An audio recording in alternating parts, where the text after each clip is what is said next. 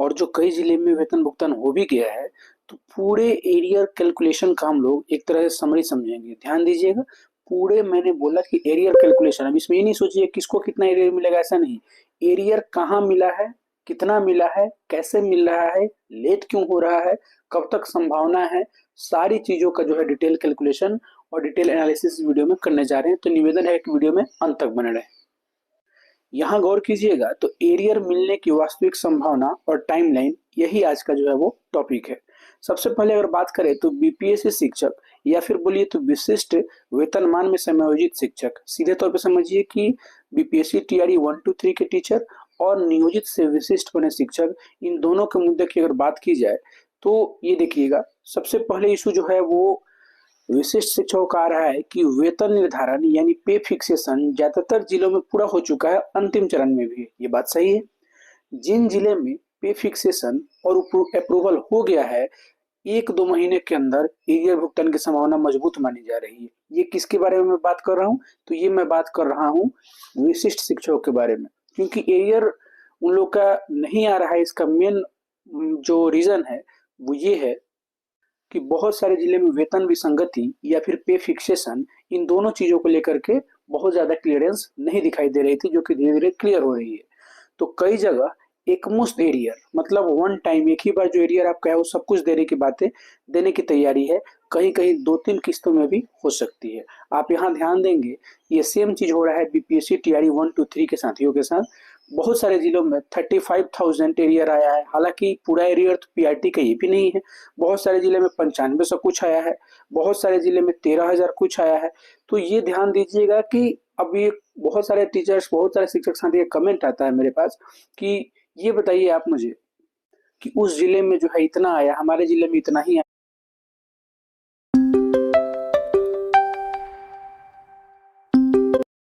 क्यों?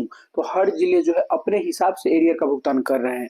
कोई वो एक ही बार में पूरे एरियर दे देने की बातें सोच रहे हैं या कर रहे हैं इसको, कोई 2 से 3 किस्तों में, पहले डीए का कोई एरियर दे रहा है, फिर कोई एचआरए का एरियर दे रहा है, फिर कोई इंक्रीमेंट का एरियर दे रहा है। इस तरह से जो है वो शिफ्ट वाइज कर रहे हैं। और बहुत सारे जिले जो है सबको कैलकुलेट करके डीए एचआरए इंक्रीमेंट सबका जो भी बकाया भुगतान एरियर जो बन रहा था उसको एक ही बार दे दिया जा रहा है। तो आप अपने जिले में अपने अकॉर्डिंग चलेंगे, क्योंकि हर जिले के जो डीओ महोदय हैं वो अपने अनुसार एरियर का भुगतान कर रहे हैं। तो इसमें इस डाउट को पहले क्लियर कर लीजिए। अब संभावित समय समझ लीजिए एरियर कब तक मिलेगा, तो फरवरी के मिड वीक में या मार्च के फर्स्ट वीक 2026 में ज्यादातर जिलों के लिए जो है ये सूचनाएं जो है वो जारी कर दी गई है। यहाँ पे फिर देखिएगा, विशिष्ट शिक्षक जो कि पूर्व में क्या थे, नियोजित थे, इनका एरियर थोड़ा प्रशासनिक प्रक्रिया में फंसा हुआ है। अब प्रशासनिक प्रक्रिया क्या है उसका कारण समझ लीजिएगा। तो पहले तो ये लोग भी लड़ाई लड़ रहे हैं 7th पेज से जुड़ा हुआ कोर्ट मैटर, खैर ये तो लंबा चलेगा, इससे एरियर का कोई खास लेना देना है नहीं। कैडर सेवा शर्तों का अंतिम स्पष्टीकरण, ये भी जो है इनके एरियर भुगतान में एक मुख्य बाधा के रूप में कार्य कर रही है। लेकिन सरकार का रुख अब पॉजिटिव है, पूरी तरह टालने वाला नहीं है। इनको भी एरियर जल्द से जल्द मिलेगा और इनकी संभावनाएं वही मार्च जो है लास्ट वीक से लेकर के अप्रैल के पूरे महीने तक के बीच में कोर्ट से अगर कोई बड़ा स्टे नहीं आता है तो विशिष्ट शिक्षक साथियों का एरियर भुगतान हो जाने की पूर्ण संभावना दिख रही है। अब एरियर में क्या क्या मिल सकता है, तो एरियर में क्या क्या मिल सकता नहीं, क्या क्या मिलेगा ध्यान दीजिएगा। मिल सकता है नहीं, ये डिट्टो समझ लीजिएगा।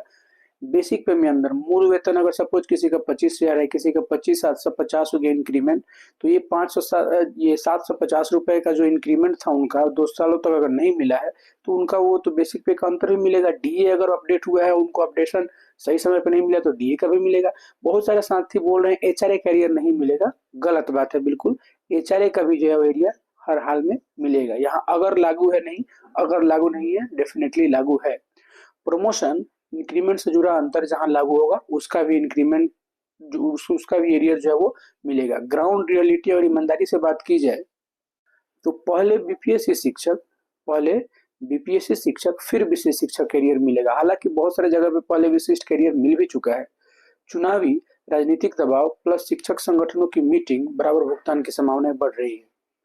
मतलब इसका सीधा सा बात है कि पॉलिटिकल प्रेशर भी थोड़ा होना चाहिए, अपने यूनियन से आप मजबूती से लड़ाई करें। इन सब चीजों को अगर मिल के आप काम करते हैं तो भुगतान की संभावना जो है बढ़ती हुई दिखाई देती है। पूरी तरह रद्द होने की संभावना लगभग नहीं है। ये नहीं कि एरिया मिलेगा ही नहीं, ऐसी बातें बिल्कुल नहीं है। हाँ, थोड़ा सा स्ट्रगल करना पड़ेगा, लड़ना पड़ेगा, मिलेगा जरूर। अब यहाँ समझते हैं कि डिले का मुख्य कारण, ग्राउंड रियलिटी क्या है, कि एरियर भुगतान जो है डिले हो रहा है। इसका मुख्य कारण जो कि मैंने पहले बताया, 7th पे से जुड़ा एक मामला कोर्ट में भी चल रहा है, जिसकी हियरिंग होनी थी कल, नहीं हो पाई।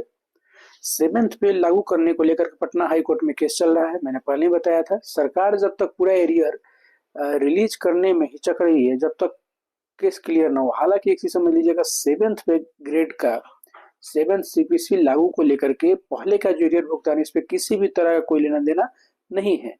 7th पे का अगर कोई बहाना रो रहा है तो ये जो है बिल्कुल फजूल बातें हैं, या कोई स्ट्रॉन्ग डायरेक्शन न आ जाए, इसलिए फाइलें जानबूझकर स्लो रखी गई है। ठीक है। बीपीएससी और विशेष शिक्षकों का अलग अलग स्टेटस। बीपीएससी बराबर रेगुलर कैडर, जो कि एक नियमित राजकर्मी है, जबकि विशिष्ट शिक्षक जो है वो एक्स अपॉइंटेड है, जो कि पहले ये नियोजित थे, बाद में अभी इनका ज्वाइनिंग हुआ है, तो ये इनका न्यूली अपॉइंटेड इनको बोल सकते हैं। ठीक है। एब्जॉर्प्शन कैटेगरी के अकॉर्डिंग ही आएंगे। दोनों कैरियर का रूल बेस अलग है, ये तो सब लोग जानते हैं।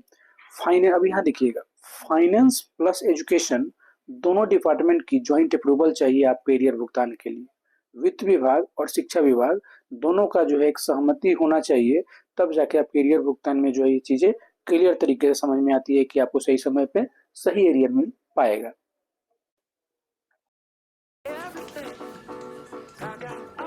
With Tira Treats, redeem full-size products and get